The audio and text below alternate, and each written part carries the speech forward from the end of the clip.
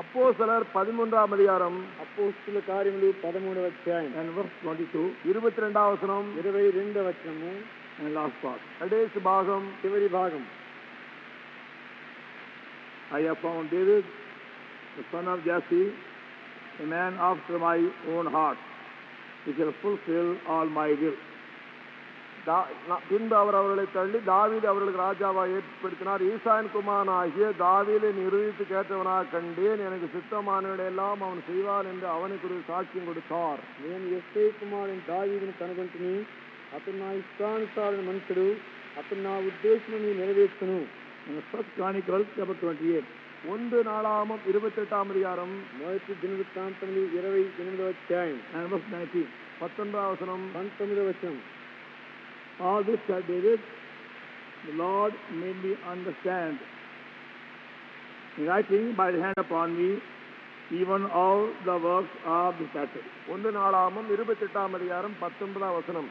இந்த மாதிரின்படி சகல வேலைகளும் எனக்கு தெரியப்படுத்த இதையெல்லாம் கர்த்தருடைய கரத்தினால் எனக்கு எழுதி கொடுக்கப்பட்டது என்றான். ఇవన్నీ అప్పగించి యెహోవా హస్తము నా మీదకి వచ్చి ఈ మత్తుల పనించి వ్రాతమూలముగా నాకు నేర్చెను.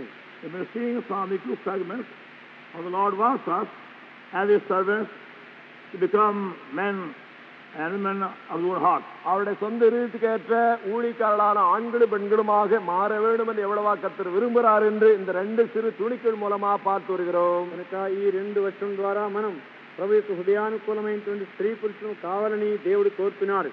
will fulfill all will. அவருடைய சித்தத்தை நிறைவேற்றும்படியான ஆட்களாக ఆయన చిత్తమంతయు నెరవేర్చువాడు. And we can see from God's hand is a heavenly plan, a heavenly pattern for their service and ministry. தங்களுடைய ஊழிய சேவைக்காக வேண்டிய கர்த்தருடைய நமூனா என்ன, ஒழுங்காவது என்ன என்பதாக அவராலே கண்டுகொள்ளத்தக்கதாக செய்ய మరి సేవా పరిచర్లో ప్రభు యొక్క చేతిలో నుండి ఆయనకు నమూనాలను తీసుకుని వచ్చును. First of all, we have to make sure that we have been called by Him and also accepted by Him. அவரால் அழைக்கப்பட்டு அவரால் ஏற்றுக்கொள்ளப்பட்டிருக்கிறோம் என்பதாக முதலாவதாக நாம் ஊர்ஜிதம் பண்ணிக்கொள்ள வேண்டும். మొట్టమొదటిగా ఆయనను పిలిచినాడు, నన్ను తన సేవ కొరకు అంగీకరించినాడు అనేది నిశ్చయం చేసుకోవాలి. And we thank God all among us who have heard this call, who have said, Lord, here am I, send me. கர்த்தருடைய அழைப்பை கேட்டு இதோ ஆண்டவருக்கு என்னை அனுப்பு என்பதாக இங்குள்ளவர்கள் யார் யார் அழைப்பை கேட்டிருக்காரோ அவர்களுக்காக துதிக்கிறோம். మన మధ్యలో ఎవరైతే ప్రభు యొక్క పిలుపు విన్నారో, ప్రభా ఇదిగో నేనున్నాను నీ సేవ కొరకు అంగీకరించమని ఎవరు చెప్పారో వారి కొరకై ప్రభు స్తోత్రములు. And thank God for all the experiences we have gone through the past years in that service. ஆயா அந்த ஊழியத்திலே கடந்த ஆண்டுகளில் எந்தவிதமான அனுபவங்கள் எல்லாவற்றையும் கடந்து சென்றிருக்கிறோம். அவர்கள் எல்லாவற்றுக்கும் கர்த்தருக்கு ஸ்தோத்திரம். గత కాలంలో దీని నిమిత్తమై మనం పొందిన అనుభవం అన్నిటి కొరకు కూడా ప్రభు స్తోత్రములు. It is a lifelong training and lifelong experience. அது ஜீவிகாலம் எல்லாம் அடைய வேண்டிய அனுபவம் மட்டுமல்ல, ஜீவிகாலம் எல்லாம் அறிய வேண்டிய பயிற்சியாகவும் இருக்கிறது. ఈ తర్బీదు జీవితకాలం అంతా ఉండేది, ఈ అనుభవం కూడా జీవితకాలం అంతా ఉండేది. Now we have seen how Lord had to use so many situations, so many circumstances with David, how to hear his voice, how to know his will. தேவனுடைய சத்தத்தை கேட்பது எப்படி, அவருடைய சித்தத்தை விதமாக அறிவது என்பதாக பலவிதமான சந்தர்ப்பங்கள் பலவிதமான சூழ்நிலையோடு தாவீது ஆண்டவர் கொண்டு போனார் என்பதாக பார்த்து வந்திருக்கிறோம். ఆయన స్వరం వినేదానికి, ఆయన చిత్తం తెలుసుకునేదానికి దేవుడు దావీదును అనేక విధమైన అనుభవం గుండా మార్గం గుండా తీసుకుని వెళ్ళాడు. Even though he came upon the throne, even then he had to keep in mind the very same lesson.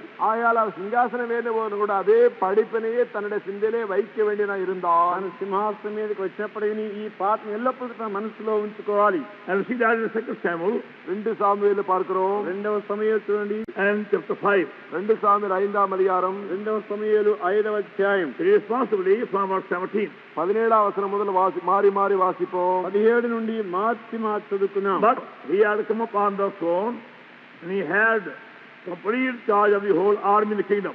ஆயா சிங்காசனத்துக்கு ஏறின பிற்பாடு ராஜ்யத்திலுள்ள எல்லா ராணுவத்தினுடைய முழு பொறுப்பு அவன் கீழா இருந்தாலும் கூட ఆయన సింహాసనం మీదకి వచ్చినాడు, సైన్యం అంతా కూడా ఆయన చేతిలో ఉన్నప్పటికీ he not depending upon the army now for victory. ஜெயத்திற்காக ராணுவத்தை அவன் சார்ந்திருக்கவில்லை.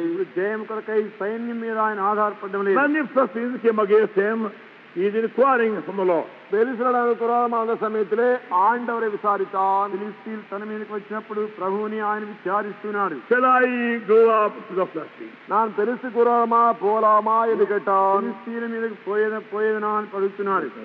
19வது வசனம், will thou deliver them into my hand? அதனால் அவர்களை என் கையிலே ஒப்பு கொடுப்பீரோ என்று கேட்டான். వారిని నా చేతికి అప్పగించవా? See how David has learned to talk with the Lord so freely இவ்வளவு தாராளமாக and with assurance. நிச்சயத்தோடு கூட தேவனோடு பேச எவ்வளவா தாவீது கற்றுக்கொண்டான் பாருங்கள். ధారాళంగా నిశ్చయతో ప్రభుతో మాట్లాడడానికి దావీదు నేర్చుకున్నాడు. Now you find as we begin to follow him, we have to face all kind of enemies, opposition and persecution. அவர் பின்சல் ஆரம்பித்தவுடனே பலவிதமான எதிர்ப்புகள், சத்துருக்கள், பலவிதமான காரியங்கள் நமக்கு விரோதமாக எழும்புவது நாம் காண்போம். మనం ప్రభుని వెంబడించి వెళ్ళే కొలది అనేకమైన శత్రువులకు ఎదిరింపు, అనేక కార్య ఎదిరింపు మనం ఎదుర్కోవాల్సి ఉంటుంది. With all of our advantages, we cannot depend upon any human source for victory. நமக்கு அனுகூலங்கள் அநேகம் இருந்தாலும் கூட ஜெயமடைம்படியாக மனுஷ ஆதரவை நாம் ஒருபோது சார்ந்திருக்க முடியாது. మనకు అనేక అనుకూలత ఉన్నప్పటికీ శత్రు జయం కొరకై మన మానవుని వాటిని ఆధారపడడానికి వీల్లేదు. And that's where we are liable to be deceived later on. இந்த வகையில தான் பிற்பாடு நாம் வஞ்சிக்கப்படக்கூடிய நிலைக்கு ஆகிவிடுகிறோம். మరి తర్వాత ఈ విధంగానే మనం మోసపోతుంటాం. We have to seek our Lord's help constantly, even small things. அற்ப காரியம் என்றாலும் விடாமல் கர்த்தருடைய விதமான சகாயத்தை தேடிக்கொண்டே நாம் இருக்க வேண்டும். కనుక చిన్న విషయంలో కూడా ఎడతెగక ప్రభు సహాయమును వెతుకుతూనే ఉండవలసినాం. Even though we might have used the Lord to give many messages, అనేక ప్రసంగంబడిயாக కర్తరాల్ நாம் ஒருவேளை ఉపయోగపడతపட்டிருந்தாலும் అనేక ప్రసంగం చేసేదానికి ప్రభు ద్వారా మనం ఉపయోగించబడినప్పటికీ we require grace and help and not even for the simple message for a pastoral work or open ministry public meeting. பணியாள் வேலை, அதே பெரிதமாக வெளிப்பிரசங்க வேலை அல்லது பகிரங்க வேலை இருந்தாலும் கூட அவ்விதமாக சொற்ப வேலைக்காக வேண்டி அவ்விதமாக அவருடைய சகாயம், அவருடைய உதவியும் ஆதரவு அப்படி வேண்டித்தான் வேண்டும். அவருடைய கிருபையும் அபிஷேகம் வேண்டும். మరి వ్యక్తిగత సేవ గాని, బహిరంగ సువార్త గాని, లేక ఏ బహిరంగ సువార్త గాని దాని కొరకై చిన్న పరిచయం కూడా ఆయన యొక్క సహాయం విషయం అవసరమైంది. We have to say, Lord, touch my lips and my tongue and my throat and my mind and my brain for this and that ministry. கர்த்தாவே இந்த பணிவிடை செய்ய, அந்த வேலை செய்யும்படியா என்னுடைய உதட்டே, என்னுடைய நாவே, என்னுடைய தொண்டையே, என்னுடைய மனதே, என்னுடைய தலையே, அறிவை சொல்லும் என்பதாக திரும்ப திரும்ப நாம் கேட்க வேண்டியது அவசியம். ఈ పని నిమిత్తమై, ఈ పరిచయ నిమిత్తమై నా పెదవులు, నా గొంతు, నా మెదడు நான் పూర్తిగా ముట్టుమని అడగవలసి ఉంటున్నాను. Otherwise become dry. அப்படி இல்லாதிருக்கும் பட்சத்திலே வறட்சி அடையும், లేకపోతే ఎండిపోతాం. Then we see how the Philistines came again against David. தாவீதுக்கு விரோதமா மறுபடியும் பெலிஸ்தீனர் எவனமா வந்தார்கள் என்று பாருங்கள். తిరిగి దావీదు మీదకి ఫిలిష్తీయులు ఎట్లా వచ్చారో చూడండి. 22వ వచనం. And the Philistines came again and spread themselves in the valley of Rephaim. பெலிஸ்தர் திரும்ப வந்து ரெப்பாயிம் பள்ளத்தாக்கிலே இறங்கினார்கள். பிலிஸ்தீர் மல்லா వచ్చి ரெப்பாயிம் లోయలో వ్యాపించిరి. Now going by the previous victory, we should go straight away against them, knowing that now I know how to defeat them. இதற்கு முன்னால் அவன் அடைந்த ஜெயத்தின் மூலமாக இதோ கர்த்தனோடு இருக்கிறார், அவனை தோற்கடித்து என்பதான எண்ணத்தோடே அவன் சென்று வந்திருக்க வேண்டியது. విజయాన్ని చూస్తే ఇప్పుడు నేను ఎట్లా వారిని జయించాలో ఎట్లా తెలుసు కనుక అని వెంటనే తాను వెళ్ళిపోయినవచ్చు. Depending upon the past victory for this victory. ஆக இப்போது அடைய வேண்டிய ஜெயத்திற்காக முன்னே அடைந்து ஜெயித்து அவன் சார்ந்திருக்கவில்லை. ஜெயத்தை கதகால விஜயம் మీద ఆధారపడడం లేదు. 23వ వచనం. 23వ వచనం. When David inquired of the Lord, he said, "Thou shalt not go up, but set a compass behind them and come upon them over against the multitude." தாவீது கர்த்தரிடத்தில் விசாரித்ததற்கு அவர், நீ நேராய் போகாமல் அவர்களுக்கு பின்னாலே சுற்றி முசுக்கட்ட செடிகளுக்கு ஒரு எதிரே இருந்து அவர்கள் மேல் பாய். Let it be when thou hear the sound of a going in the top of the multitude, then thou shalt bestir thyself, for then shall the Lord go out before thee to smite the host of Philistines. He learning lesson is the spiritual warfare and God's battle. அதனாலே கர்த்தருடைய யுத்தத்திலே ஆவிக்குரிய போராட்டம் என்ற படிப்பினை கற்றுக்கொள்கிறார். யெகோவா யுத்தமு ஆத்மீய போராட்டமని పాఠమాయ నేర్చుకున్నాడు. Even though he declared that himself in 1 Samuel and chapter 7 verse 47. 1 Samuel 17ஆம் அதிகாரம் 47ஆம் வசனத்திலே அவன்தானே அவையும் அறிவித்திருந்தாலும் 1 సమూయేలు 17:47లో తానే ముందుగా దీన్ని ప్రకటించబడిని. 1 Samuel chapter 17. 1 சாமுவேல் 17ஆம் அதிகாரம் 1 సమూయేలు 17వ verse 47. 47వ వచనం 47వ వచనం. And all the assembly shall know, Lord saveth not the sword and spear, for the battle is the Lord, and he will give you into my hand. என்றான். So might know this lesson in the past years. ஆயிரத்துக்கு முன்பதாக ஏற்பட்ட படிப்பை அறிந்திருந்தாலும் గత కాలంలో ఈ పాఠం తాను నేర్చుకున్నప్పటికీ But we have to remind ourselves every day of the very same lesson. இதே படிப்பினை அன்றாட நம்மை குறித்தே நமக்கு நினைப்பூட்டிக் கொள்ள வேண்டும். இதே பாடம் தினதினம் கூட మనం జ్ఞాపకం చేసుకోవాలి. Lord, this is thy battle. ஆண்டவரே இது உம்முடைய யுத்தம், இது நீ யுத்தము. I only want thy anointing and thy message and thy help. உம்முடைய அபிஷேகம், உம்முடைய செய்தி, உம்முடைய சகாயம் தான் நினைக்க வேண்டும். நீ அபிஷேகము, నీ సహాయము, నీ సహకారం కావాలి. See how now this time God is giving David entirely a different plan for victory. ஆயா தேவனடைமடியாக வித்தியாசமான ஒரு ஒழுங்கு தாவீதுக்கு இந்த சந்தர்ப்பத்தில் கொடுப்பதை பாருங்கள். ఈ సందర్భంలో దేవుడు విజయం కొరకై మరియొక మార్గములో మరియొక ఏర్పాటిస్తున్నాడు. You wait for a while. நீ சற்று பொறுத்திரு, நீ கொஞ்சம் ஆகு. And bring your army behind the trees. அந்த முசுக்கொட்டை செடிகளுக்கு பின்னாக ஒரு ராணுவங்களை கொண்டு வா. சைன்யம் செட்ல சாது తీసుకురా. You don't go the front. ஆயால் முன்னால் போக வேண்டாம், ముందుకు వెళ్ళవద్దు. And begin to watch the tops of the mulberry tree. ஆயால் ముసుకొట్టే చెట్ల నునిగలని ఆ విధమైన ఉత్మా గమనించుకుంటే కంబళి చెట్ల యొక్క పై భాగం నీవు కనిపెట్టిండు. Hear some sound on top of the mulberry tree. ఆ ముసుకొట్టే చెట్ల నునిగలిலே ఒక శబ్దం ఉండాలని కేటోడనే కంబళి చెట్ల యొక్క ఆకులు చివరిగా కదిలినప్పుడు now I have gone before you to fight on your behalf. ஆனாலே உன் சார்பாக முன்னால் சென்று விட்டு என்பதாக அர்த்தமாகும். உனக்கு ఈ పక్షంగా యుద్ధం చేస్తానికి నేను వెళ్ళినాను ముందుగా అని విరగాలి. Now only David knew the meaning of the moving of the wind on the top of the mulberry tree. ஆகனால விதமாக முசுக்கொட்டை செடியுடைய நுனியிலே சத்தத்தில் அது வந்த அலைவினாலே உண்டான சத்தத்தை அவனுடைய அர்த்தம் அறிந்திருந்தான் தாவீது மாத்திரம். కంబళి చెట్ల కొన యొక్క ఆ గాలి కదిలేది దావీదు మాత్రం ఎరుగును. But others did not know. ఆనా கூட இருந்தவர்கள் அறியவில்லை, వాళ్ళకి తెలియలేదు. Is the first he knew or his own man knew what happening as they saw those leaves moving on the top. அந்த முசுக்கொட்டை செடியுடைய இலைகளெல்லாம் அசைவதும் அதே சமயத்தில் சத்தம் உண்டாவதே பெருசர்களோ மற்ற ஆட்களெல்லாம் கூட கேட்டார்கள், பார்த்தார்கள்.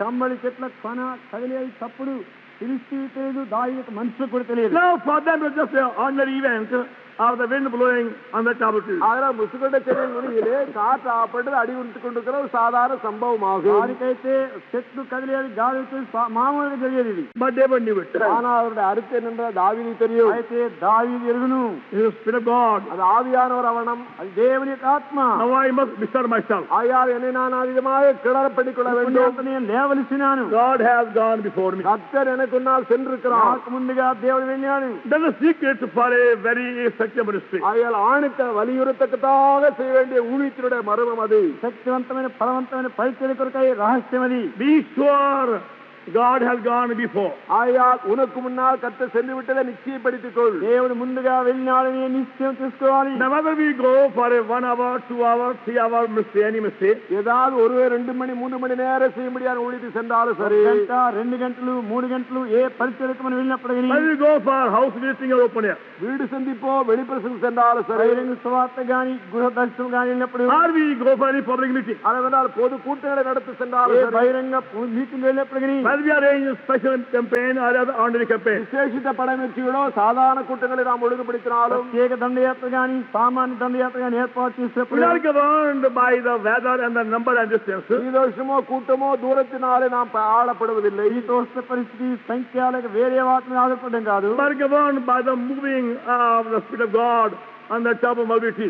முசுக்கொட்டை செடியின் நுனியிலே தேவாவியான் எவ்வளவா அசைவாடுகிறார் என்பதாலே ஆளப்படுகிறார்கள். కంబళి చెట్ల కళ్ళ మీద దేవుని ఆత్మ కదిలింపుని వెలగలిసినారు. Others is only an ordinary event. மற்றவர்களுக்கு சாதாரண சம்பவம் தான், వారికి సామాన్యమైన సంభవమే. Now I know my Lord has gone before. ஆயா நமக்கு அவென்றோ இப்பொழுதுதான் என் ஆண்டவர் எனக்கு முன்னால் போய்விட்டார் என்பதை அறிவேன் என்று முடிவு செய்வோம். మనకైతే నా ప్రభు నాకనే ముందుగా వెళ్ళినాడు. And you begin to feel the presence of God in an abnormal way.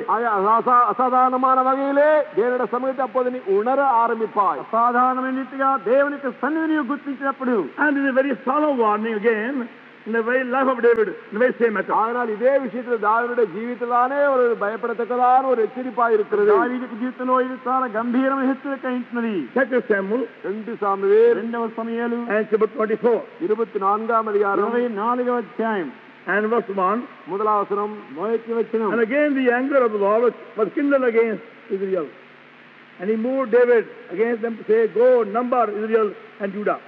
Next verse, please.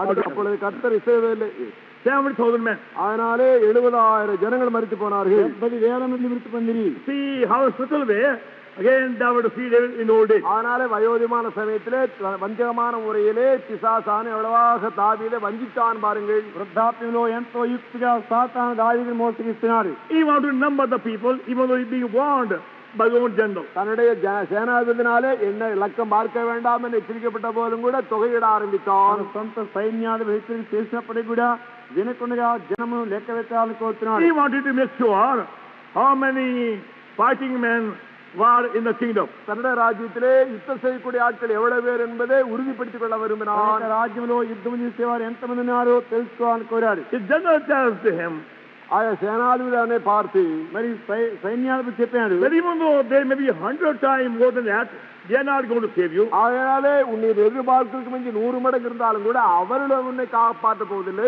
ఉన్నవాళ్ళ కంటే 100 రెట్లు ఉన్నప్పటికీ వాళ్ళని రక్షించలేరు. God has not helped you all these years through these men.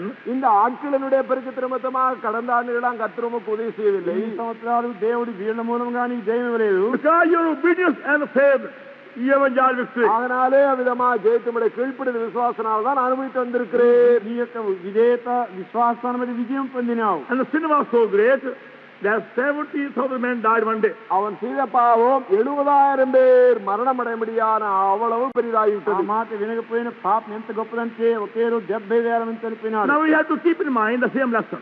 இதே படிப்பினையை மனதில் நாம் வைக்க வேண்டியது ఈ அவசியம். పాటను ఎల్లప్పుడూ మన మనసులో ఉంచుకోవాలి. And we preachers are in great danger of the very same temptation. இதே விதமான சோதனையாயே அப்பேற்பட்ட பெரிய அபாயத்திலே பிரசங்களாய் நமக்கு இருக்கிறது. ప్రసంగిక బోధకులమైన మనం ఇదే అపాయంలో గురి అయించినాం. When we have seen the Lord working mightily in us, among us who are for some time, ஏதோ கொஞ்ச காலம் நமக்குள்ளே நமது மூலம் நம்மை கொண்டு கர்த்தர் கிரியை செய்வதை பார்க்கும்போது మనలో మన ద్వారా దేవుడు బలమైనట్టుగా ఎంతో కొంత పనిచేసినప్పటికీ and we have got so many sermons ready now.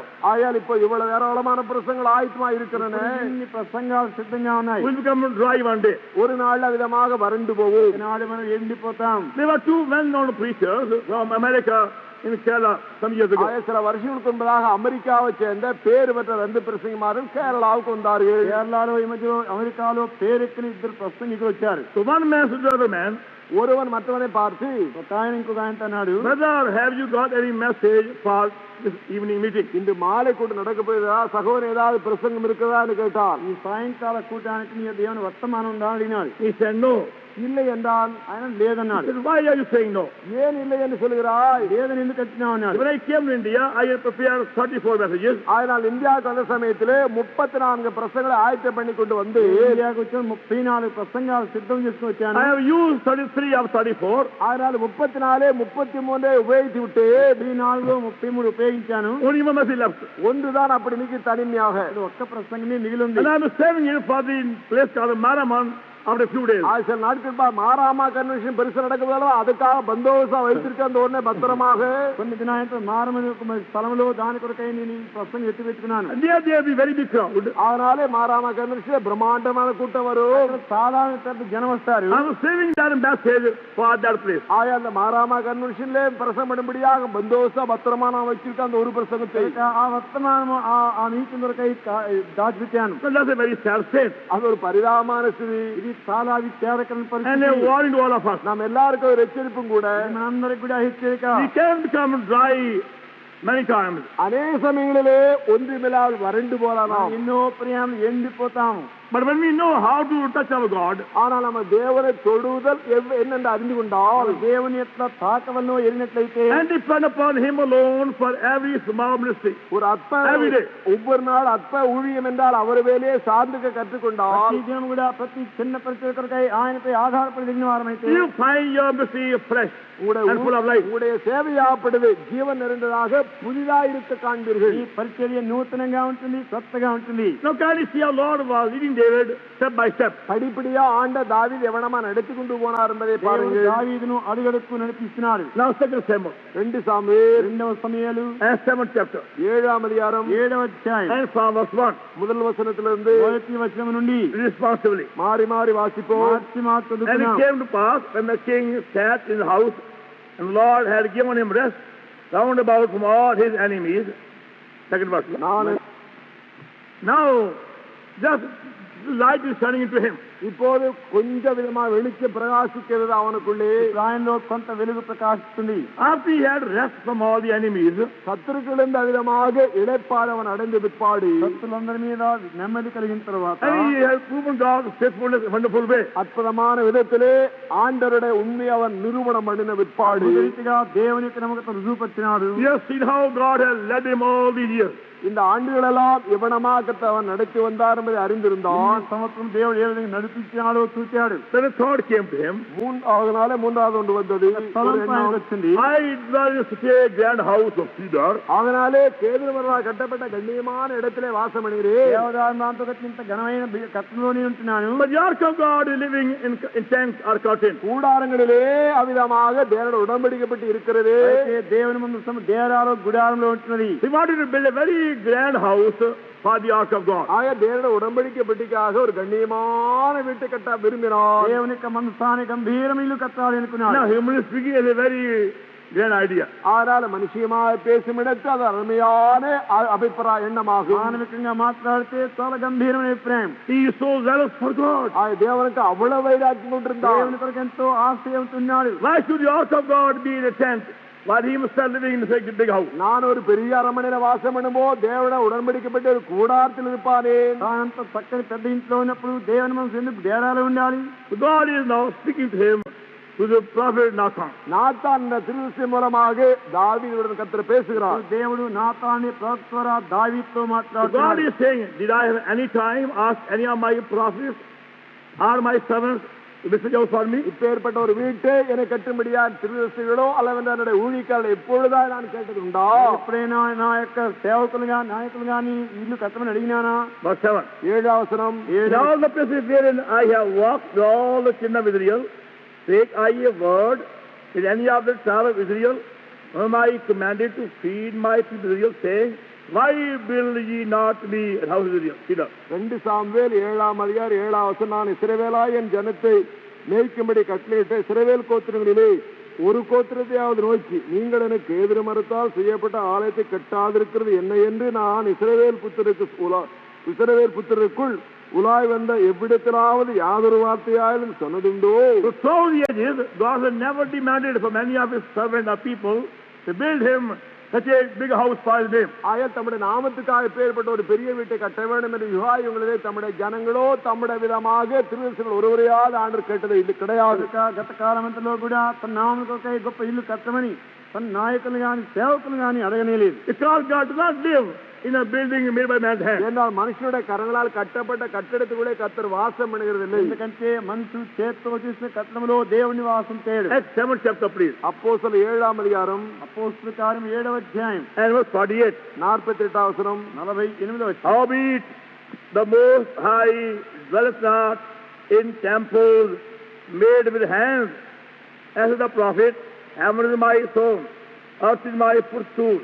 What house will ye build me, the Lord, or what is the place of my rest? Now that's a quotation from the book of Isaiah and chapter 66. அதனால விதமாக 66ஆம் அதிகாரத்திலிருந்து இங்கே சொல்லப்பட்ட வசனமாகும். ఈ వాక్యం 66వ అధ్యాయంలో తీసుకెప్పబడినది. Now David was only seeking some grand looking shelter for the ark of God. தேவனோட உடன்படிக்கப்பட்டு அப்படி தாபரித்திருக்கும்படியா கண்ணியமா கம்பீரமா தோன்றுகிற ஒரு புகலிடத்தை கட்ட ஆரம்பித்தார். మందసం కొరకై చాలా గంభీరంగా కనబడే కట్టడం కొరకై దావీదు చూస్తున్నాడు. But he never knew what kind of house God wanted. ஆனாலும் எத்தகைய வீடு கர்த்தருக்கு வேண்டும் என்பதை அறியாதிருந்தான். ఇటువంటి ఇల్లు దేవుడు కోరుతున్నాడో తనకు తెలియదు. There has been the great darkness throughout the world all the past centuries. கடந்த நூற்றாண்டுகளெல்லாம் உலகம் எங்கும் இதுதான் குருட்டாட்டமா இருந்து வந்திருக்கிறது. గత శతాబ్దం నుండి మనుషులే గుడ్డితనంగానే ఉంటున్నది. Just that David wanted to build some grand building as a shelter for the ark. உடன்படிக்கப்பட்டிகைக்கு நிழலாட்டம் கொடுக்கும்படியாக தாவீது ஒரு கட்டடத்தை கட்ட வேண்டும் என்று விரும்பின பிரகாரம் మందసానికి ఒక ఆశ్రయంగా ఘనమైన ఒక కట్టడం కట్టడం దావీదు కోరినది. Christians have built many grand looking buildings throughout the world, throughout the ages. உலகம் எல்லாம் யுகாயுங்களா கிறிஸ்தவர்கள் கண்ணியமான கட்டணம் எழுப்பி கட்டிக்கொண்டுதான் வருகிறார்கள். మరి క్రైస్తవులైన వారు లోకమంతా గంభీరమైన కట్టడాలు కట్టింటున్నారు. ఎన్నో One sign death and darkness comes in. and blindness. உள்ள விதமாக மரணமும் இருளும் வறட்சிதான் காணப்படுகிறது. అయితే లోన మరణము జీవమనేది వస్తున్నది. They don't know the meaning of God's house. கர்த்தருடைய வீடு என்ற பதத்தினுடைய அர்த்தமே அவர்களுக்கு தெரியாது. అనగా అర్థమే తెలియదు. Even though they have spent so much money and material in building the big building. இவ்விதமா பிரமாண்டமான கட்டடம் கட்ட பணிமுட்டுகளும் பணத்தை ஏராளமா செலவழித்தாலும் గంభీరమైన కట్టడాలు కట్టిన ఎంతో డబ్బు వ్యయం చేసినప్పటికీ But never learned the meaning of God's house. கர்த்தருடைய வீடு என்றால் என்னென்ற அர்த்தத்தை அறியாமல் இருக்கிறார்கள். దేవుని ఇల్లు అనగా అర్థం వారికి తెలియలేదు. So God is saved David to Nathan. Nathan மூலம் தாவீது கர்த்தர் என்று சொல்கிறார். నాతాను మూలముగా దావీదుతో దేవుడు చెప్తున్నాడు. And verse 11. 2 Second Samuel Samuel 7:11. 2 Samuel 7:11 రెండవ సమూయేలు 7:11 And as in the time I commanded judges to be over my people Israel, have caused the rust from all in. Also the Lord telleth thee, He will make thee an house. The Lord telleth thee, He will make thee a house. ஆயால் அவரே உனக்கு ஒரு வீட்டை கட்டுவார் என்பதாக கர்த்தர் சொல்கிறார். సొంతంగా ఇల్లు కట్టుకుని తెలియజేస్తున్నాడు. He will build the house. அவரே உனக்காக ஒரு வீட்டை கட்டுவார். సేవక ఇల్లు కడతాడు. It's not David who can build the house for God. தேவனுக்கு தாவீது ஒரு வீட்டை கட்டுகிற காரியம் அல்ல. దేవునికి దావీదు ఇల్లు కట్టేది కాదు. God who had to build the house and with his partner. கர்த்தர் விதமா வீட்டை கட்டுவார், நாம் அவருடைய பங்காளிகளாக இருப்போம். దేవుడు ఏమని ఇల్లు కట్టును దానిలో మనం భాగస్థులమైంది. Never God was saving David at that time was not clear to him. அதனாலே ஆண்ட தாவீதோடு சொன்ன காரியம் அவனுக்கு தெளிவாக இருக்கவில்லை. దేవుడు దావీదుకి అప్పుడు చెప్పిన సంగతి చేతగాలి ఆయనకి. That's why God took him through other powerful experience. ஆகையால்தான் செஞ்சலமான அனுபவங்களோடு தாவீது ஆண்டவர் அவனை கொண்டு போனார்.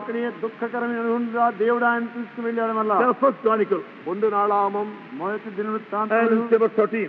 13వ అధికారం 13వ అధ్యాయం. First Chronicle and chapter 13. 1 நாளாகமம் 13వ అధికారం మొదటి దినవృత్తాంతములు 13వ అధ్యాయం. Is that going to show how David was in a very subtle way being carried away by his own zeal for God? தேவனுக்காக தன்னுடைய சொந்த வைராக்கியத்தினால் எவனமா கொள்ளை கொண்டு போகப்பட்டான் என்று இங்கே இந்த பாகமாப்பு நமக்கு அறிவிக்கிறது. సొంత ఆసక్తి వలన ఏ విధంగా యుక్తికరంగా కొట్టుకొని పోయినాడో దావీదు కనబడుతుంది. Human zeal is brought much darkness among God's people all these centuries. இந்த நூற்றாண்டுகளெல்லாம் மனுஷனுடைய வைராக்கியம் தான் பலவிதமான கேடுபாடுகளாக இருக்கிறது. మనుషులు ఆసక్తే మానవాసక్తే మనుషు గుడితనం కలుగు చేస్తుంది. This is possibility.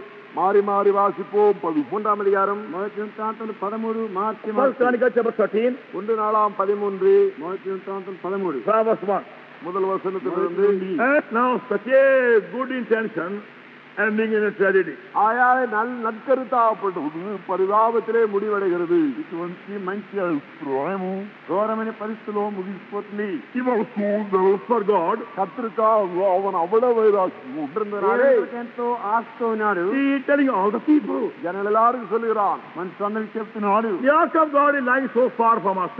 நம்மிடத்தில் தேவனுடைய பெட்டியா அப்படி தூரமா இருக்கிறது. దేవుని యొక్క మనసు చాలా దూరంగా మనకు Let us bring the ark of God near us. நமக்கு சமீபமா தேவனுடைய உடன்படிக்கை கொண்டு வருவோமா. మనసు మనకు దగ్గరగా తెచ్చుకుందాం. So we can see the face of God more often. அவர்கள் அடிக்கடி தேவனுடைய முகத்தை போது தேடலாம். ఎక్కువ తరచుగా దేవుని యొక్క సముఖమని వెతకాలి. And he consulted with the captains of thousands and hundreds and with the averages. 1000 பேருக்கு தலைவரோடு 100 பேருக்கு தலைவரோடு ஆலோசனை பண்ணினான். అందరితో ఆలోచించింది. Most experienced people in those cities. ராஜ்யமிலே மிகுதி அனுபவசாலிகளாக இருந்தவர்கள் రాజ్యమంతలో కూడా మహా అనుభవం కలిగిన వారు. The captain of thousands and hundreds and every leader. 1000 பேருக்கு தலைவரோடும் 100 பேருக்கு தலைவரோடும் சகல அதிபதிகளோடும் ஆலோசனை. సహస్రాధిపతులతోనూ శతాధిపతులతోనూ అధిపతులందరితోనూ. Then he gathered all other men who could come to Jerusalem. எருசலேமுக்கு வரக்கூடிய மற்ற இதர ஆட்களையும் கூட்டி சேர்த்தான். ఎరుషలేము రాయల వారందరినీ సమకూర్చినాడు. He said, let us bring again the ark of God.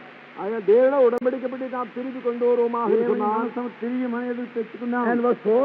4వ వచனத்திலே All the congregation said they would do so, The thing was right in the eyes of all the people. இந்த காரியம் சகல ஜனத்தின் பார்வைக்கு செம்மையாயிருந்தபடியால் சபையார் எல்லாரும் அப்படியே செய்வோம் என்றார்கள். ఈ కార్యం సమాజంలో అందరి దృష్టికి అనుకూలమైన కనుక జనులందరూ ఆ ప్రకారమే చేయమంది. The mark of phrase, thing was right in the eyes of all the people. இந்த சகல ஜனத்தின் பார்வைக்கும் செம்மையா இருந்தபடியால் இந்த வசனத்தை குறிப்பிடுங்க. ఈ మాట గుర్తుపెట్టండి. ఈ కార్యం సమాజంలో అందరి దృష్టికి అనుకూలమైన. So the leading men are saying, David, yes, whatever you are, that is very, very good, and we are one with you. பிரமுகர்களான தலைவர்களாக எல்லாரும் உமக்கு விதமான நன்றா தோன்றிய சகல காரியம் செம்மையான காரியம் தான் என்பதா எல்லோரும் ஆமோதித்தார்கள். నాయకులంతా అన్నారు, అవును నువ్వు చేసే ఏదైనా బాగుంది, మేమందరం నీతో ఏకీవిస్తాం. And they organized a very, very grand procession. ஆனால் கண்ணியமான ஒரு பவனியை ஒழுங்கு செய்தார்கள். గంభీరమైన గొప్ప ఊరేగింపు ఏర్పాటు చేశారు. Verse 8. And David and all Israel played before God all their might and strength. தாவீது சகல இஸ்ரவேலரும் The harp and psaltery and cymbals and cymbals and trumpets. தாவீது சகல இஸ்ரவேலரும் தங்கள் முழு பலத்தோடு தேவனுக்கு முன்பாக சுரமண்டலங்களையும் தம்புர்களையும் மேளங்களையும் கைத்தாளங்களையும் பூரிகளையும் சேவித்து மகிழ்ச்சியாய் ஆடிப்பாடினார்கள். It must have been a very, very impressive procession. அதனால அந்த பவனி ஆப்பிட விதமாக கவரத்தக்கதான பவனியா இருந்திருக்க கூடும். ఆ ఊరేగింపు ఎంతో అభిప్రాయం కలిగించేదిగా All ఉంది. these gifted, talented musicians were brought forward. ஆயா விதமா வரங்கொண்ட தாளந்து கொண்ட பாடல்கள் எல்லாம் முன்னால் கொண்டு வரப்பட்டார்கள். వరముగలిగినటువంటి తలాంతమైనటువంటి సంగీత నాయకులు అందరూ వచ్చారు. Those who could sing, பாடக்கூடியவர்கள், పాడగలిగిన వారు, those who could play harps and psaltery, ஆயா சுரமண்டலங்கள் தம்புர்களை வாசிக்கிறவர்கள், తారా స్వరమండలం cymbal వాయించేవారు, and cymbal and trumpet. மேளங்கள் கைத்தாளங்கள் பூரிகளை வாசிக்கூடியவர்கள், తంబురలు తాళములు వాయించేవారు. All these most gifted musicians singers were brought forward to sing. அதனாலே கருவிகளை வாசிக்கத்தக்கதா பாடக்கூடிய பாடல்களாகிய கெட்டிக்கார தாளந்துடையவர்கள் எல்லோரும் முன்னால் கொண்டு வரப்பட்டார்கள். పాడగలిగిన వారు, వాయించగల ఈ నేర్పరితనం గల వారు నాయకులు అందరూ వచ్చారు. And సంగీతంలో they are singing and playing all their might. ஆயால் தங்களுடைய முழு பலத்தோடு கூட விதமாக கருவிகளை வாசிக்கிறார்கள், அதே சமயத்தில் பாடுகிறார்கள். పూర్ణ శక్తితో వారు వాయిస్తున్నారు, పాడుతున్నారు. So when David was singing, they also joined it. அதனால விதமா தாவீதை பாடிக்கொண்டு அவன் மெய் மறந்தனா அவரும் போகிறான். ఆయన పాటలు ఆయనతో చేరుతున్నారు అందరూ. But everything be done against the word of God. இவ்வளவு ஆடல பாடலாம் தேவனுடைய வசனத்துக்கு விரோதமாக. ఈ పని కూడా దేవుని వాక్యానికి వ్యతిరేకంగా అవుతుంది. Feeling very, very proud, they brought the ark on a new cart. ஆனா புது வண்டியிலே உடன்படிக்கப்பட்டு கொண்டு வருவதா பெருமை அடைந்தவர்களாக வருகிறார்கள். ఆలస్యంతో దేవుని యొక్క మనసు కొత్త బండి మీద So తెస్తున్నారు. how they forgot the divine order. அது தேவனை ஒழுங்கு கிரமத்தை எப்படி மறந்தாலும் தெரியாது. దైవ క్రమాన్ని మర్చిపోయినారు. In the book of Numbers chapter 4 and Numbers chapter 7, God made so clear, so plain. Ark was never to be carried in a cart. ஆயால் ஒரு வண்டியிலே உடன்படிக்கப்பட்டு சுமந்து கொண்டு போகப்படக்கூடாது என்ன 4ஆம் அதிகாரம் 7ஆம் அதிகாரத்தில் மகா திட்டமா தெளிவாக ஆங்கிரிட்டு இருக்கிறார். దేవుని యొక్క మనసును బండి మీద మోయకూడదని సంఖ్యాకాండం 4లో 7లో కూడా తేటగా చెప్పినారు. There you have all the detailed instructions given, how they had to march, how they had to carry on. எவனமா பிரயாணம் பண்ண வேண்டும், எவனமா உடன்படிக்கை கொண்டு போக வேண்டும் என்று புள்ளி விவரங்களோடு கூடிய எல்லா ஏவல்களும் அங்கே கொடுக்கப்பட்டிருக்கிறது. ఏ విధంగా మోయాలో, ఏ విధంగా నడిచి వెళ్ళాలో అని అంత తేటగా చెప్పబడింది. So they had nothing to be excused. அதனாலே போக்கு சொல்ல அவர்களுக்கு இடம் இல்லை. కనుక సాకులు చెప్పేదానికి కారణం లేదు. But rather than consulting the Levites, David is consulting the captains of thousands and hundreds of Israel. லேவியருடைய ஆலோசனை கேளாதபடி தாவீது 1000 பேருக்கு அதிபதிகளை 100 பேருக்கு அதிபதிகளை சகல அதிபதிகளோட ஆலோசனை பண்ணினார். లేవీయులతో ఆలోచించేదాని బదులు సహస్రాధిపతులు, శతాధిపతులు, నాయకులతో ఆలోచిస్తున్నారు. And that's why everything ended in a failure and tragedy. அதனால எல்லாம் மோசமாகவும் பரிதாபமாக முடிவடைந்தது. అందుకని ప్రతిది కూడా ఘోరమైన రీతిగా దుఃఖంలో ముగిసిపోయింది. And that's why David never knew at that time the meaning of God's house. ஆகையால் அந்த சமயத்தில் தாவீது வீடு என்றால் அர்த்தம் என்று அறியாதிருந்தார். అందుకని దేవుని యొక్క ఇల్లు అంటే అర్థము దావీదుకు తెలియదు. He had to pay very high price learn that lesson. அந்த படிப்பினை கற்றுக்கொள்ள அதிகமான கிரயத்தை அவன் கொடுக்க நேரிட்டது. ఆ పాఠం నేర్చుకున్నానికి చాలా ఎక్కువైన క్రయం చెల్లించాలి. Now we may also talk about the church or the people மற்ற and the body and so on. ஆயர் சபை என்றும் கர்த்தருடைய சரீரம் என்பதா மற்றோடு பேசலாம், நாமும் பேசலாம். మనం కూడా ప్రజలకు సంఘం విషయమై, శరీర విషయమై మాట్లాడుతున్నాం. Unless we get a fuller divine revelation of church, we will be also failure. சபையை பற்றி நிறைவான உள்ளான வெளிப்படை நமக்கு கிடைத்தாலே அர்த்தமாவது என்னென்றா தெரியாமல் போகும். సంఘమును గురించిన పూర్తి అయినటువంటి ప్రత్యక్షత పొందితేనే కానీ మనం కూడా తప్పిపోతాం. And that's why God has brought David upon the threshing floor. ஆகையால்தான் தாவீது ஆண்டவர் களத்துக்கு கொண்டு போய் சேர்த்தார். అందుకని దేవుడు దావీదును కళ్ళంలోకి తెచ్చాడు. On two occasions. రెండు సమயத்திலே రెండు களத்துக்கு. సందర్భాల్లో That threshing floor is a place where you separate the chaff and the grain. களம் என்பது பதரை விதமா கோதுமையிலிருந்து பிரிக்க முடியாத இடம். కళ్ళంలో ఏం చేస్తామంటే గింజలను పొట్టును వేరు చేస్తాం. Now we find how he repented in chapter 15. 15ஆம் அதிகாரத்திலே எவ்வளவாக அவர் மனம் திரும்பி வந்து வாசிக்கிறோம். 15వ అధ్యాయంలో తాను పశ్చాత్తాపడ్డాడు. First Chronicle and chapter 15. 1 நாளாம் 15ஆம் அதிகாரம். మొదటి దినవృత్తాంతములు 15. Now please read from the verse 4. Verse 3. 3ஆம் வசனம் முதல் வாசிப்போம். 3 నుండి రైతు చేద్దాం. முதலில் நீங்கள் அதை சுமக்காதபடினாலும் நாம் நம்முடைய தேவனாய கர்த்தர் நியாயமானபடியே தேடாத போனபடினாலும் அவர் நமக்குள்ளே அடிவிடப்பணினார் என்றான். ఇంతకుముందు మీరు ఇశ్రాయేలు దేవుని యెహోవా మనసు మోయకుని చేతను మనం మన దేవుని యెహోవా యొక్క విధిని బట్టి విచారణ చేయకుండా ఆయన మనలో నాశనం కలుగు చేశాను. See, rather than consulting the captains of the armies and the leaders, now he is consulting the Levites. ஆகனால் இப்போது விதமாக 1000 பேருக்கு 100 பேருக்கு அதிகமதியான சேனத்தரடை கேளாதபடி லேவியர்களோடு ஆலோசனை ஆரம்பித்தார். సైన్యాధిపతులను నాయకులను ఆలోచన చేసడానికి బదులు లేవీయులతో సంప్రదిస్తున్నాడు. And they began to follow divine order as revealed so clearly, so plainly through Moses in God's word. தேவனுடைய வசனத்திலே மோசேயின் மூலமா தெளிவாக திட்டமாக வெளிப்படுத்தப்பட்ட தேவனுடைய கிரமமாய் ஒழுங்காக கைக்கொள்ள ஆரம்பித்தனர். మోసే ద్వారా ఇచ్చినటువంటి దేవుని యొక్క న్యాయ విధిని ధర్మశాస్త్రం విచారిస్తున్నాడు. Now they don't bring these worldly qualified musicians for playing. ஆயால் கருவிகளை வாசிக்கும்படியாக உலக பிராரமா தேர்ச்சி அடைந்த பாடல்களை கொண்டு வரவில்லை. వాయించడానికి పాడడానికి లోక సంబంధమైన యోగ్యతల వారిని తీసుకురావడం లేదు. All that job was done by Levites. ஆயால் அந்த வேலையெல்லாம் லேவியர்களாலே செய்யப்பட்டது. పనంతా లేవీయుల ద్వారా జరుగుతుంది. We see that from the verse 16. 16ஆம் வசனம் முதல் 16 నుండి జరుగుతుంది. And they see the whole chapter all give a detail how divine order was found out and followed. தேவ கிரமம் எவ்விதம் கண்டுபிடிக்கப்பட்டு கை கொள்ளப்பட்டது என்பதாக இந்த அதிகாரம் முழுவதும் பிற்மால வசனங்கள் அறிவிக்கப்படுகிறது. దేవుని క్రమం ఎట్లా కనుగొని దాన్ని వెంబడించాలని అధ్యాయంలో వివరంగా చెప్పబడుతుంది. When we read in chapter 13, he was trying to imitate the Philistines who have sent the ark of God back from their country in new court. எலிசலவனமா புது வண்டியிலே தங்களுடைய நாட்டிலிருந்து பிடிபட்ட விதமா உடன்படிக்கப்பட்டு அனுப்பி வைத்தார்களோ தன்னுடைய வைராகி திருமத்தமாக தாவீது அதே முறையை கையாட ஆரம்பித்தார். ఫిలిష్తీయులు దేవుని యొక్క మనసును తిరిగి ఇశ్రాయేలు పంపడానికి కొత్త బండి ఎట్లా ఏర్పరిచినారు అదే విధంగా ఆ పద్ధతిని దావీదు ఆసక్తిలో ఉపయోగించినాడు. That was the advice given by the lords of the Philistines. அதனாலே அவ்விதமா பெலிஸ்தருடைய பிரபுக்களால் கொடுக்கப்பட்ட ஆலோசனை அவ்விதம் இருந்தது. ఫిలిష్తీయులకు సర్దార్లు ఇచ్చిన ఆలోచనది. But we can't follow the Philistines. பெலிஸ்தரை நாம் பிரிச்சல முடியாது. ఫిలిష్తీయులను మనం వెంబడించడానికి వీల్లేదు. Howsoever grand their advice and the counsel may be. அவருடைய ஆலோசனை புத்தியாப்படி எவ்வளவு கண்ணியமா தோன்றினாலும் சரி వారి ఆలోచన ఎంత గంభీరంగా చక్కగా ఉన్నప్పటికీ Now you find for the building of the work of the house of God, தேவனுடைய வீடு கட்டப்படும்படியான வேலையில் பாருங்க. దేవుని యొక్క మందసము కట్టేయడానికి men have ignored the word of God and God's order. ஆகையால் தேவனுடைய ஒழுங்கு தேவனுடைய விதமா வசனத்தை மனுஷன் பாராமுகமாக விட்டு దేవుని விட்டார்கள். యొక్క వాక్యమును దేవుని యొక్క నియమమును వారు విడిచిపెట్టారు. They try to imitate or follow these worldly wise men of different countries. உலக பல நாடுகளை சேர்ந்து ஆலோசனை மட்டுமல்ல உலக பிரகாரமான ஞானிகளை கலந்து ஆலோசனை கட்ட ஆரம்பிக்கிறார்கள். వేరే దేశస్తుల యొక్క లోక జ్ఞానుల యొక్క పద్ధతిని అనుసరించడానికి ఇష్టపడుతున్నారు. And that's how they brought the so-called constitution. இவ்விதமாகத்தான் அவ்விதமாக சபையின் பரிபாலனம் என்பதான கொண்டு வந்து புகுத்திருக்கிறார்கள். కనుక ఈ పరిపాలన విధానం ఈ విధంగా దాన్ని ప్రవేశపెట్టారు. Now some called a blue book, some called other book, some called a 39 articles. அதனாலே அவ்விதமாக சபையின் பரிபாலனத்துக்கு அவர்கள் சில பேர் விதமாக நீல புஸ்தகம் என்றும் சில பேர் விதமாக சபையின் சட்டம் என்றும்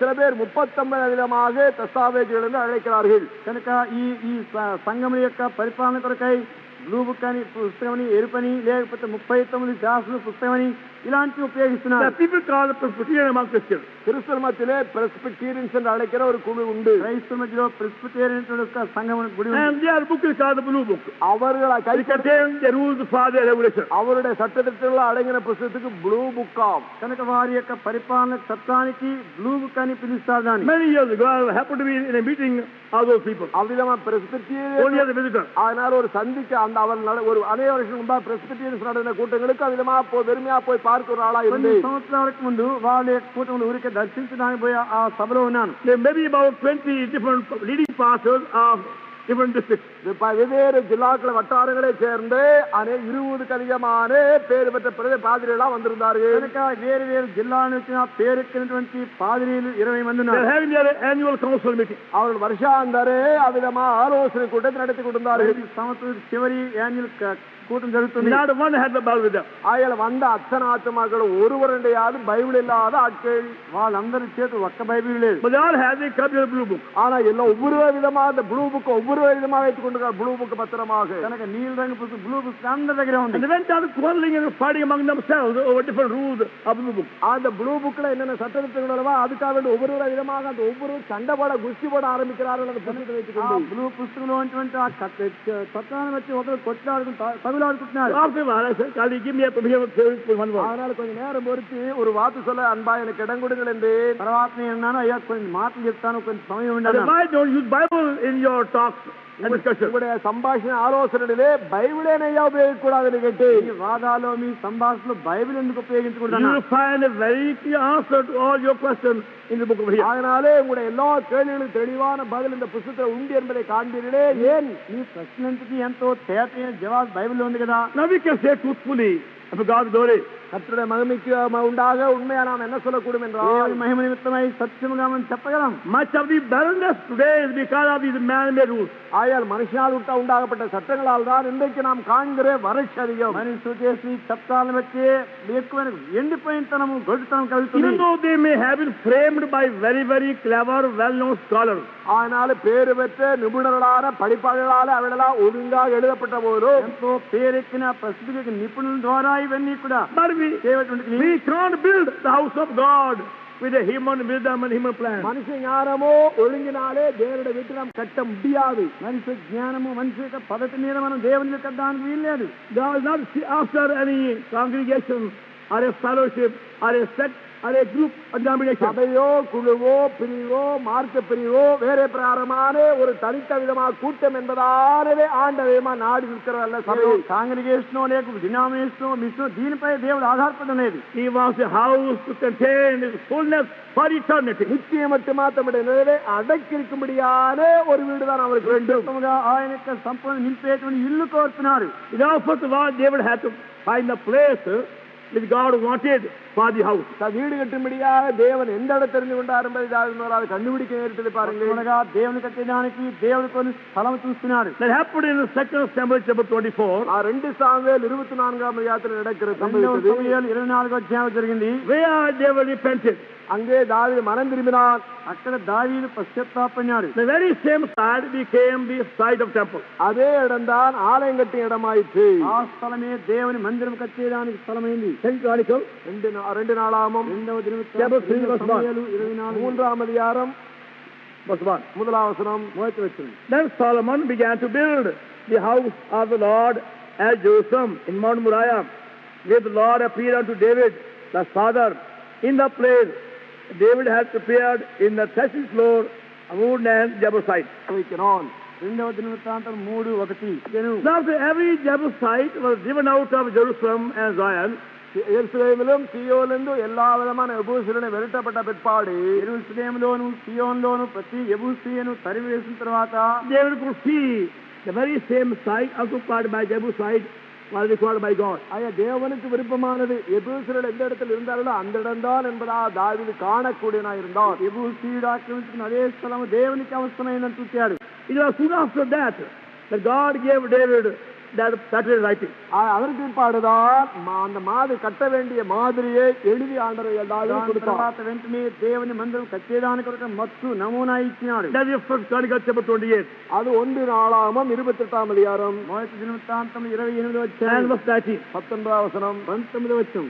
This said David, the Lord made me understand in the writing by the hand upon me, you all know the pattern.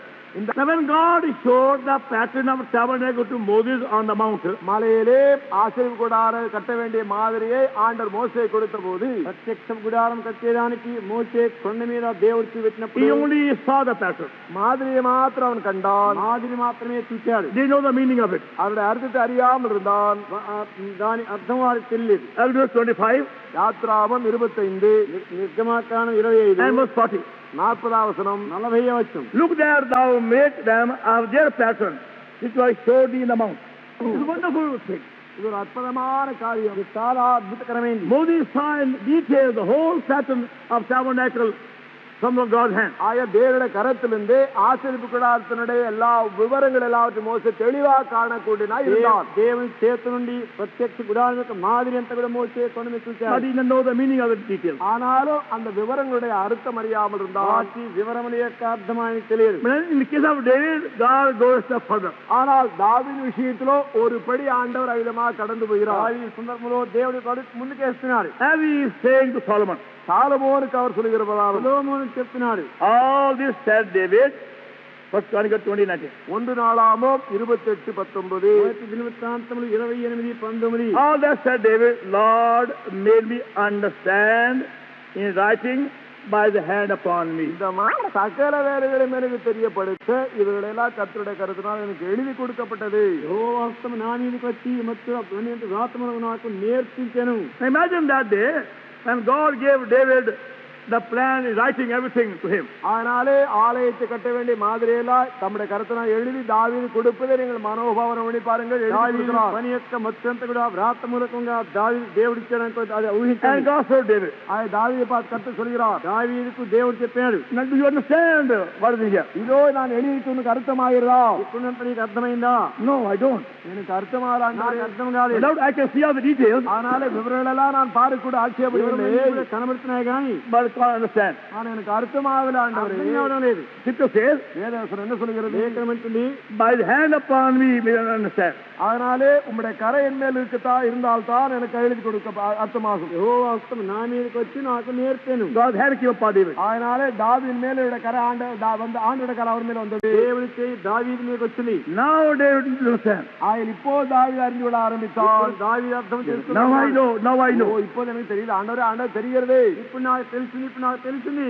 God's Spirit came upon David in a special way to give him understanding. ఆయన அறிவி கொடுக்கும்படி ஆண்டவர் ஆவியான விசேஷித்த வயதாக தாவீது மேல் இறங்கினார். గ్రహించేదానికి గాను దేవుని ఆత్మ ప్రత్యేకంగా దావీదు మీదకి వచ్చింది. Then he began to see what kind of house God wanted. ఆయన ఎవ్విధமான వీడు దేవునికి வேண்டும் என்பதை దావీదు కాణக்கூடிయనాయి இருந்தார். ఎటువంటి విధమైన ఇల్లు కావాలో దేవునికి అప్పుడు గ్రహించుకున్నాడు. When God first spoke to him, கர்த்தர் முதல் முறையா அவனோட பேசின போது దావీదు దేవుడు ఆయనతో మాట్లాడినప్పుడు he was only speaking about his family. தன்னுடைய குடும்பத்தை பற்றி தான் கர்த்தர் பேசுறதா நினைத்தார். తన కుటుంబ విషయమై మాట్లాడుతున్నాను అనుకున్నాడు. That's how many people get this verse for their marriage. ஆயால் தன் அநேகமே தங்க கல்யாணத்துக்கு அந்த வசனம் எடுத்துக்கொள்ளார். கல்யாணத்துக்கு சம்பந்தமாக ఈ విధంగా చాలా మంది తమ పెళ్లి కొరకై ఈ వచనం But తెచ్చుకుంటారు. God had much more in view when he said to him. ஆனாலே அதே ஆண்டவர் சொன்ன போது முன்னிலையிலே அதிகமானது ஆண்டவர் வைத்திருந்தார். అయితే దేవుడు చెప్పిన ఎంతో ఎక్కువ తలంపు కలిగి ఉన్నాడు. So God said to him in 2 Samuel 7 chapter verse 11. 2 Samuel 7ஆம் அதிகாரம் 11ஆம் வசனத்திலே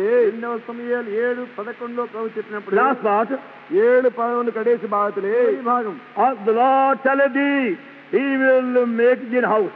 7ஆம் அதிகாரம் 11ஆம் வசனத்திலே கடைசி பாகமாப்பட்டது. இப்போதும் கர்த்தர் உனக்கு வீட்டை உண்டு பண்ணுவார் என்பதை கர்த்தர் உனக்கு அறிவிக்கிறார். నీకు ఇల్లు కట్టిదనని. Then he began to thank God for the promise given to him. தனக்கு கொடுக்கப்பட்ட வாக்குத்தத்திற்காக கர்த்தரை துதிக்க ஆரம்பித்தார். దేవుడు తనకిచ్చిన వాగ్దానం కొరకై దేవుని స్తుతిస్తున్నాడు. I say verse 25. 25ஆம் వసనం முதல் 25 నుండి Now, O Lord God, the word thou hast spoken concerning thy servant and concerning his house, establish it forever and do as thou hast said. Verse 27. 27. Thou Lord God host, has revealed to thy servant, saying, I will build thee an house. Therefore, had thy servant found heart to pray this prayer unto thee. Therefore, now let it please thee, O bless the house of thy servant, they may continue forever. Now he was only thinking of his own family. ஆயால் அவன் தாவீது தன்னுடைய குடும்பத்தை பற்றி தான் நினைத்து கொண்டிருக்கிறான்.